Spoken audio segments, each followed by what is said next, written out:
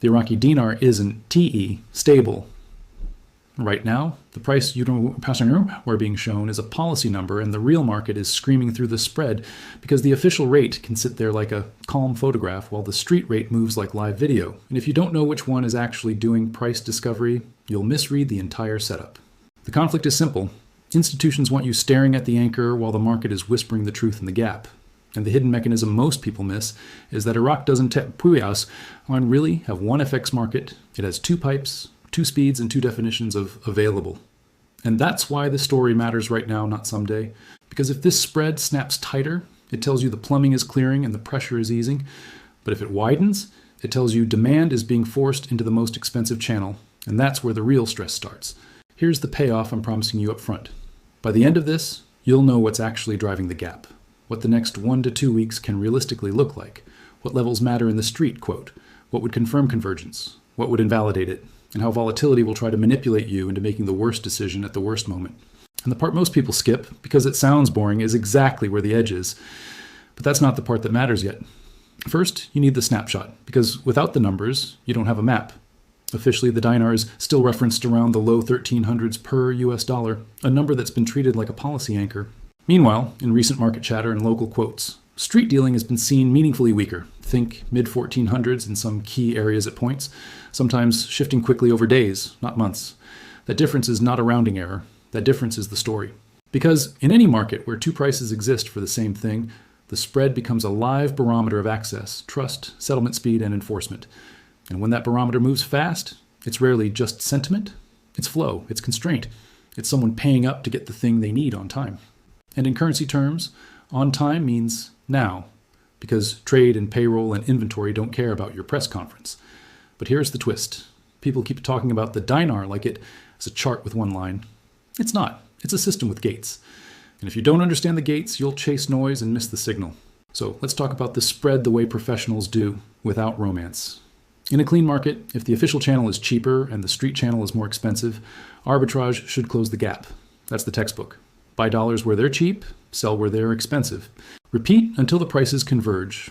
If the spread exists and persists, it means arbitrage is not frictionless, either because access to the cheap dollars is limited, slow, conditional, or risky, or because selling into the expensive market carries enforcement risk, or because settlement timing creates a premium for immediacy. And that's where the real pressure starts. Because this isn't about what the dinar is worth in some philosophical sense. It's about what the marginal buyer is forced to do this week to get dollars settled. That's the hidden detail. The street rate isn't just a random black market quote. In many cases, it's the cash premium that emerges when the compliant transfer pipe gets narrower, slower, or more selective. Think of it like this. One pipe is a regulated pipeline. Paperwork, verification, banking relationships, compliance checks, approvals. The other pipe is a cash hose, faster, simpler, and therefore more expensive when everyone runs toward it. If the regulated pipeline flows smoothly, the cash hose premium shrinks. If the regulated pipeline backs up, the cash hose premium expands. That's the whole movie. And most people are watching the trailer.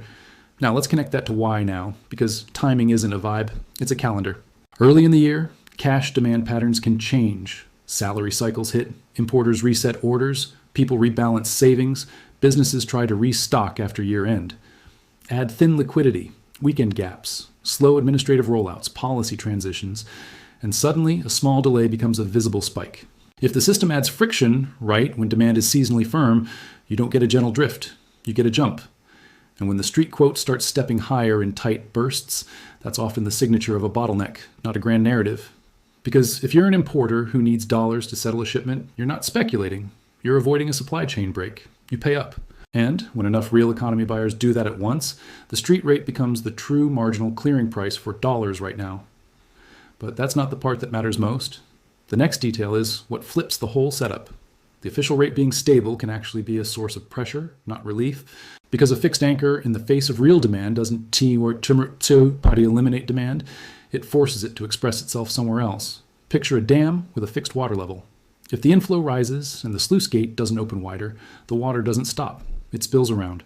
In FX terms, that spill around is the parallel market. So the question isn't, is the official rate real? The question is, how much dollar demand is being met in the official channel, at what speed, and who is being excluded? Because the excluded buyers set the street price. And the street price is the stress test. Now we build proof, and we don't rely on one argument, because one argument is how you get fooled. Layer 1 is the simple observation. Two prices have been quoted, and the gap has not been trivial.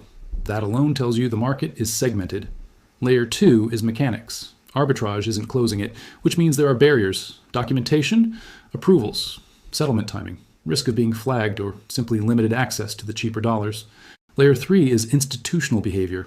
When authorities emphasize stability, they're often defending the anchor, because the anchor matters for budgeting, imports, inflation optics, and social expectations. That doesn't mean they're lying. It means they're playing a different game. The official rate is a policy number. The street rate is a liquidity number. When those diverge, they are telling you two different truths at the same time. Layer 4 is on-the-ground symptom. When local markets start quoting bigger moves in a short window, it usually maps to real constraints: delays in trade settlement, compliance tightening, or procedural change that slows the flow. Layer 5 is the dark mirror: trade misinvoicing and leakage. If a system has historically been used to extract dollars through inflated invoices or questionable transfers, tightening controls can reduce those outflows, but it can also reduce the supply of easy dollars that used to end up circulating. When you tighten a leaky pipe, fewer dollars leak out into the wider market, and the people who depended on that flow are forced into the cash channel, bidding up the premium. That is how reforms can look like stress in the short term, even if they are meant to stabilize in the long term. And Layer 6 is the policy calendar itself. Reforms don't land in a vacuum. They land on Mondays, near month-end settlements, around administrative deadlines, and right when businesses need to move. This is why the spread is not just a price, it's a process indicator. And that's where the real pressure starts. Now let's make the mechanism concrete, because if you can't explain it simply, you can't trade it mentally. Imagine you run a business importing goods. You need dollars to pay a supplier. In an ideal world, you go through official banking channels, you access dollars close to the official rate, you wire the payment, done. In the real world, you might face extra verification, delayed approvals, changing documentation requirements, limits on quantities, bank de-risking behavior, or new trade processing systems that slow the flow. Each day of delay is not just annoying, it's costly. Your supplier might hold the shipment, your inventory might run out, your customers might go elsewhere. So you have a choice: wait and risk disruption, or pay a premium now in cash or through informal channels to settle immediately. When enough businesses face that choice at once, the street rate becomes the market's way of pricing urgency. That premium isn't mystical, it's a time value and access value. It's the price of speed when speed is rationed. And that's why the spread tells the story better than the headline. Because headlines talk about the anchor, spreads talk about the plumbing. Now here, that's a detail that tends to get ignored because it's not cinematic. When authorities change or retire a platform, adjust transfer procedures, or implement a new customs or trade processing system, even if the long-term goal is transparency, the short-term effect can be friction. Friction creates backlogs. Backlogs create urgency. Urgency creates premiums. Premiums show up in the street, quote first. And that S, exactly why you can have a week where the official number looks calm and the street number looks like it S trying to break a ceiling.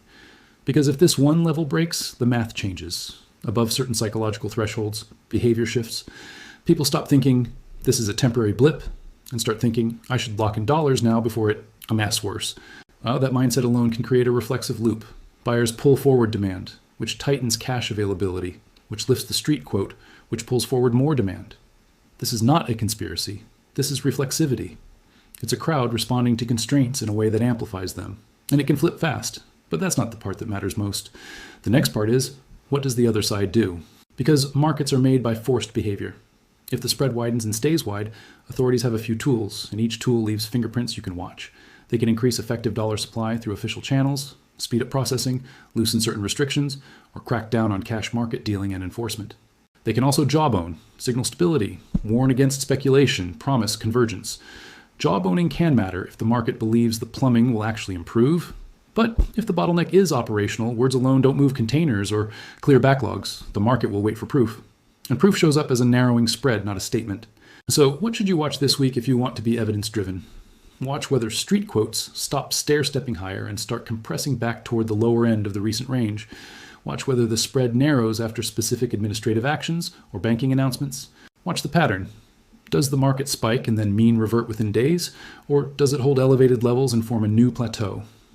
Plateaus are more dangerous than spikes because plateaus indicate the premium is being accepted as the new normal, at least temporarily. Spikes can be panic, plateaus can be structure, and that's where the real pressure starts. Now let worries deal with the elephant in the room. People love to turn this into a morality play. Manipulation, they're suppressing it. The real rate is being hidden. Here's the finance credible way to think about it: incentives and constraints. Authorities have incentives to maintain a stable official rate because it anchors expectations, supports budgeting assumptions, and limits inflation pass-through, especially in an import-dependent economy where currency weakness shows up in prices. Banks have incentives to comply with international standards and avoid correspondent risk. Businesses have incentives to settle fast and keep supply chains moving. Households have incentives to preserve purchasing power and avoid surprises. When incentives collide with constraints, you get segmentation. Segmentation creates spreads. Spreads become the real message. That framing keeps you out of the cartoon. It also keeps you from making legally risky claims, because you don't need certainty about motive to analyze structure. Structure is enough. Now we talk about the paper versus physical concept, but in a currency context. In metals, people talk about paper futures versus physical premiums. In Iraq's FX context, the analog is official paper access versus physical cash access. The official rate is the paper number you can access if you qualify and the pipe is flowing. The street rate is the cash number you can access quickly with fewer formalities, at a premium. When the premium widens, that's physical style pricing taking over at the margin. It doesn't mean the official rate will immediately devalue. It means the marginal buyer is not being satisfied by the official channel at the same speed or volume. That's it. And that's the hidden detail most people miss. The spread is a measure of access, not just valuation. If you understand that, you stop arguing about the real dinar and start tracking the only thing that can actually change next week: flow. But that's not the part that matters most. The part that matters is what comes next. And we're going to do it with a two-scenario lens because that keeps you honest and keeps you safe from hype. Scenario 1 is the controlled pullback and retest. In this scenario, the street rate cools back toward the lower end of the recent range as official channel access improves, processing backlogs clear, or enforcement reduces cash market liquidity. You might still see volatility, sharp intraday swings, sudden jumps on rumors, quick fades, but the overall message would be the premium is shrinking. Confirmation looks like street quotes failing to hold elevated levels, a series of lower highs in the parallel rate, and a tightening spread that persists for more than a day or two.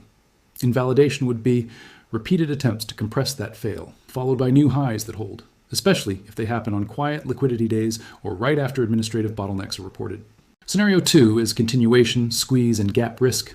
In this scenario, the cash premium stays bid because the compliant pipe remains constrained, whether due to verification tightening, operational delays, banking risk limits, or policy transitions that slow settlement. The market starts treating higher street levels as the new baseline.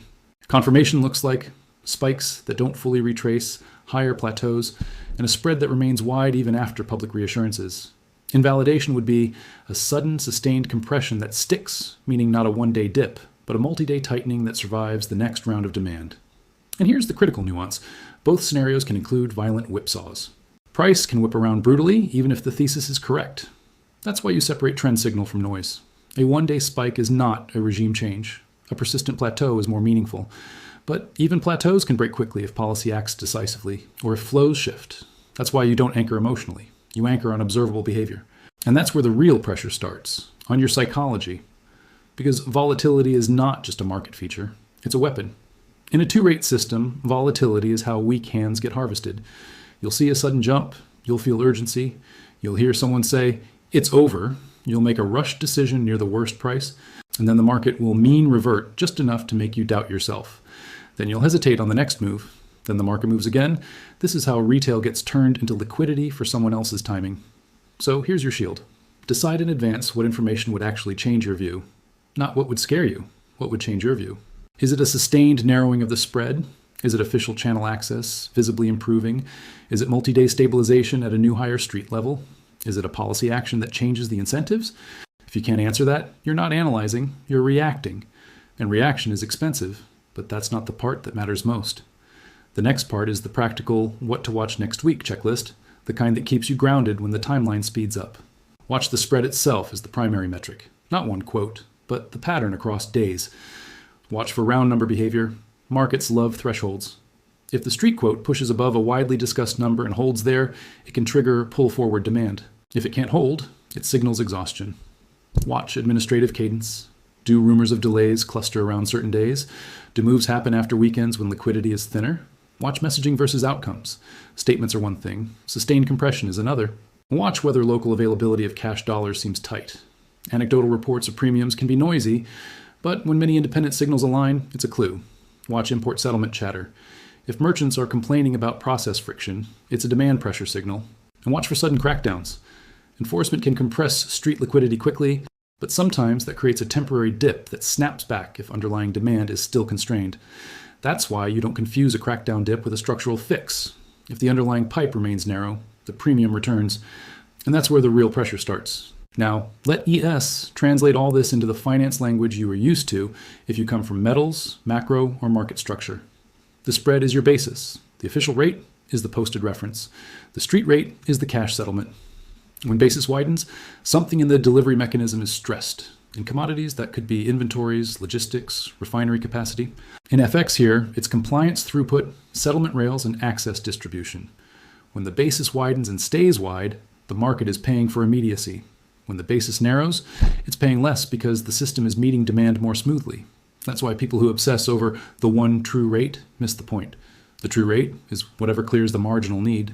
If the marginal need is urgent and cash-based, the street rate is the truth. If the marginal need is satisfied through banks smoothly, the official number regains relevance. The market can live in both states at different times. And right now, the evidence says the spread is the active signal. But that's not the part that matters most. The part that matters is not getting baited by certainty. If you're a skeptic of institutions, that skepticism can be useful. If it makes you demand mechanisms and proof. It becomes harmful when it turns into narrative addiction, where every move is explained by a story you can't falsify. The antidote is simple. Make falsifiable claims. If the spread narrows and holds for multiple days, the pressure is easing. Falsifiable. If the spread widens and forms higher plateaus, the pressure is intensifying. Falsifiable. Now you're doing analysis, not theater. And because we have to keep credibility high, here to answer the risk framing you need to tattoo on your forehead. Even if you core right about the direction of pressure, timing can hurt you. Policy can act suddenly. Liquidity can vanish. Rumors can move price before facts. That's why you never treat this like a guaranteed trade. You treat it like a map of stress. Stress maps help you decide what to watch, when to be cautious, and how not to get emotionally hijacked. Now, let's talk about the single most important hidden mechanism one more time, because this is what people will try to distract you from with noise. Access. Not ideology, not vibes. Access. The official rate is meaningful only to the extent that participants can actually access dollars near that rate in the volume they need, on the timeline they need. If access shrinks, the street premium rises. If access improves, the premium falls. Everything else, commentary, blame, narratives, sits on top of that. So when you hear someone say, the dinar is fine, translate it into a real question. Is the compliant pipe clearing demand quickly this week? And when you hear someone say, the dinar is collapsing, translate it into another real question. Is this a temporary cash premium spike, or is it a new plateau indicating persistent constraint? Those translations keep you out of the trap. And that's where the real pressure starts, on your ability to stay mechanical. Now we close with a realistic, near-term roadmap, not a fantasy. Over the next 1 to 2 weeks, expect one of two things to dominate the tape.